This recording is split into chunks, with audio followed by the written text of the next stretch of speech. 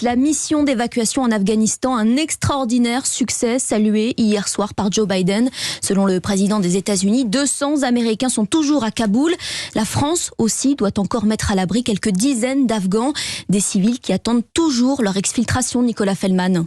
Oui, des traducteurs, des chauffeurs, des cuisiniers. Pendant 13 ans, de 2001 à 2014, ces Afghans ont servi l'armée française. Ces dernières années, 250 d'entre eux ont pu être rapatriés avec leurs familles. Mais certains sont encore bloqués sur place à la merci des talibans.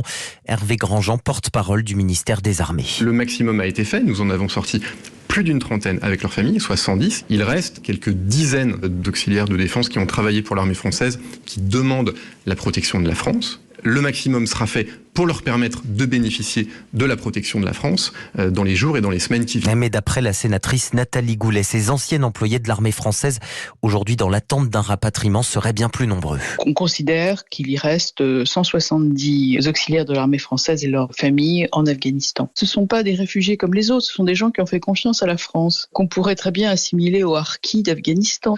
Et il faut absolument les rapatrier parce qu'ils sont en danger de mort. Voilà, on va avoir du sang sur les mains. Et pour faire la lumière sur le sort de ces anciens employés de l'armée française, la sénatrice réclame la création d'une commission d'enquête. Les explications de Nicolas Fellman pour Europe 1. D'ailleurs, ce matin, l'image du jour aux États-Unis, c'est une photo qui date de 2008. On y voit Joe Biden, à l'époque sénateur, John Kerry, devant un hélicoptère en Afghanistan. À leur côté, un homme, Mohamed. Il les a sauvés alors qu'ils étaient coincés dans une vallée. Cet homme, Mohamed, l'armée américaine l'a laissé derrière elle et il appelle au secours ce matin.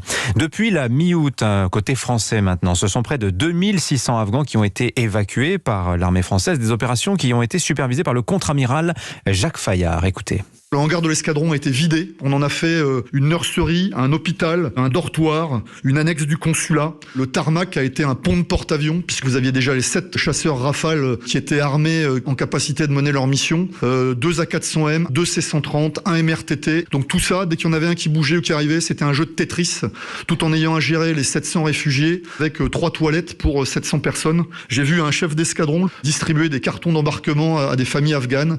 J'ai vu le chancelier de mon état-major, adjudant-chef, distribuer des couches culottes. Voilà, donc tout le monde s'y est mis et on a tenu. Je vous cache pas que les derniers jours, ils étaient tous avec des petits yeux effarés et fatigués, mais ils étaient fiers de ce qu'ils avaient réalisé. Le contre-amiral Jacques Fayard racontant ce départ donc de l'armée française d'Afghanistan.